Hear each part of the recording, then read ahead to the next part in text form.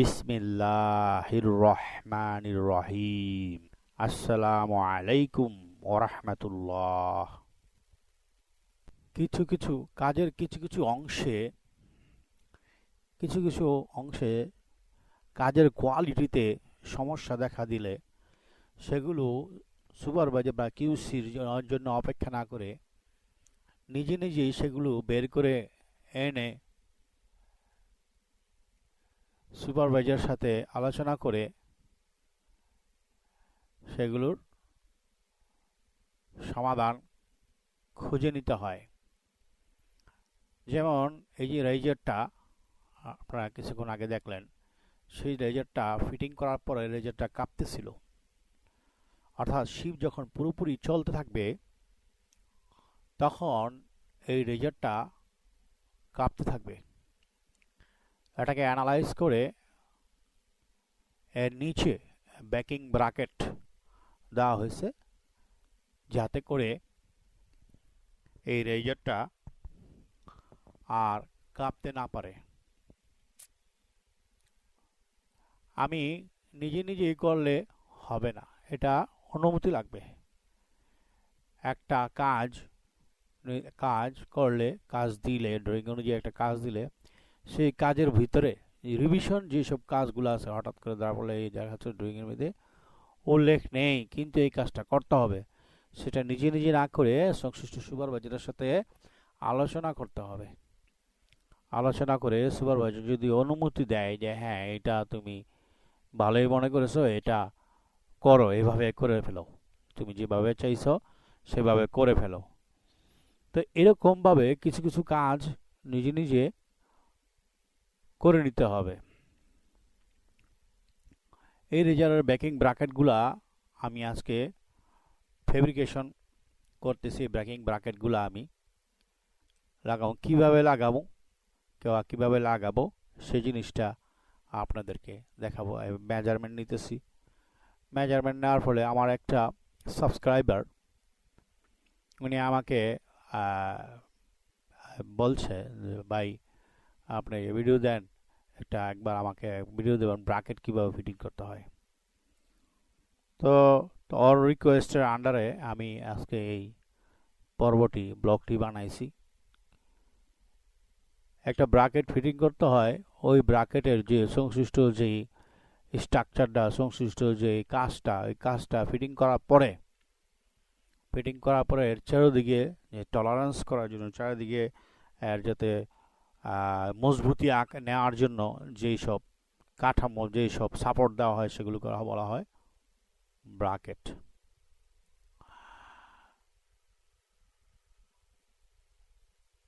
আমি এই ব্রাকেটটা ফিটিং করব। ফিটিং করার পরে আপনারা দেখতে পাবেন মার্কিং নিতেছি।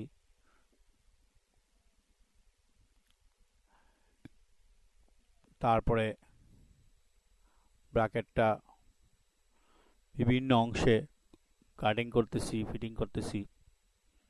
ভিডিওতে আপনারা দেখতে পাবেন।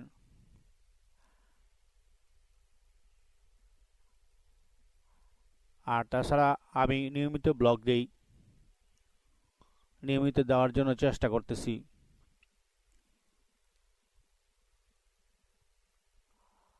আপনাদের উৎসাহের ফলে আমি এগুলি তো করতে পারতেছি। যারা আমার সাবস্ক্রাইবার তারা আমাকে উৎসাহ দিতেছে নিয়মিত হোয়াটসঅ্যাপের মাধ্যমে কল দিয়ে দিয়ে।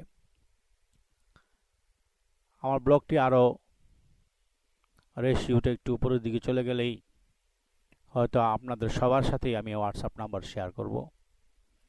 ব্র্যাকেটগুলো দেখতেছি ম্যাচ খায় কিনা। ম্যাচ যদি খায় তাহলে ম্যাচ খাওয়ার পরেও ম্যাচ না খেলে ব্র্যাকেটগুলো অ্যাডজাস্টমেন্ট করতে হবে, কাটতে হবে, কত কত কাটতে হবে সব দেখাবো।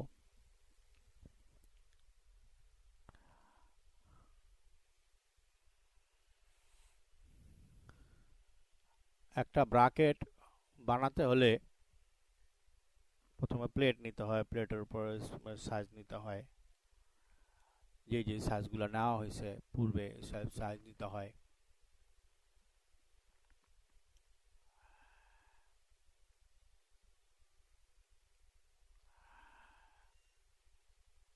ব্রাকেটগুলো জায়গা মতো যে সুন্দরভাবে বসতে হবে, এরকমভাবে কাটতে হবে, কাটিংটা সূক্ষ্ম করতে হবে, গ্রাইন্ডিং করতে হবে। গ্রাইন্ডিং করে পেইন্ট টেক আউট করতে হবে, মানে পেইন্ট তুলতে হবে যাতে করে ওই পেইন্টের মধ্যে টেকিংটা সুন্দরভাবে লাগে।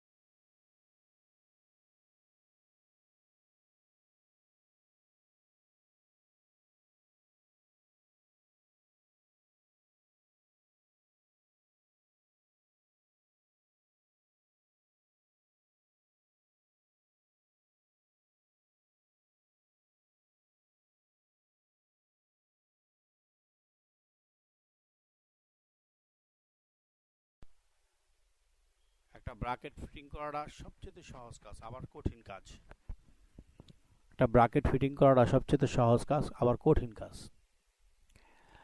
কিভাবে সহজ কাজ কিভাবে কঠিন কাজ সেটা আপনারা কাজের ক্ষেত্রে বুঝতে পারবেন, বিস্তারিত বুঝায় বলা যাবে না। যখন আপনারা করতে করতে করতে করতে অভিজ্ঞ হয়ে যাবেন তখন দেখবেন যে এই ব্রাকেটটা এই জায়গার মধ্যে এটা সহজ, আবার এই জায়গার মধ্যে এটা কঠিন।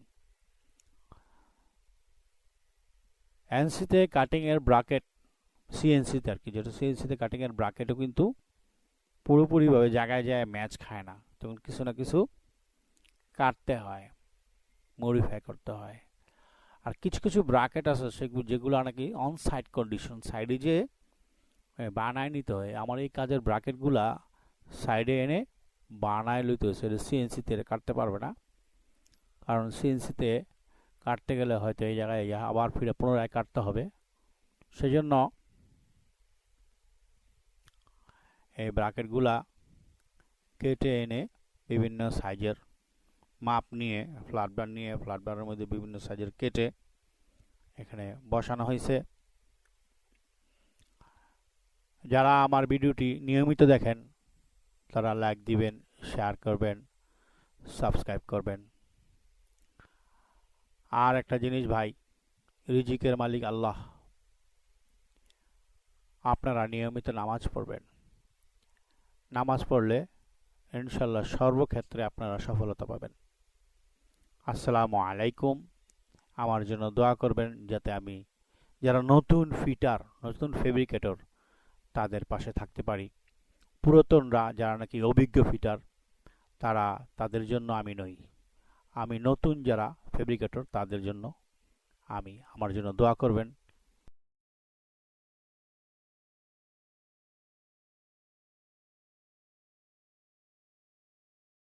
আল্লাহ হাফেজ।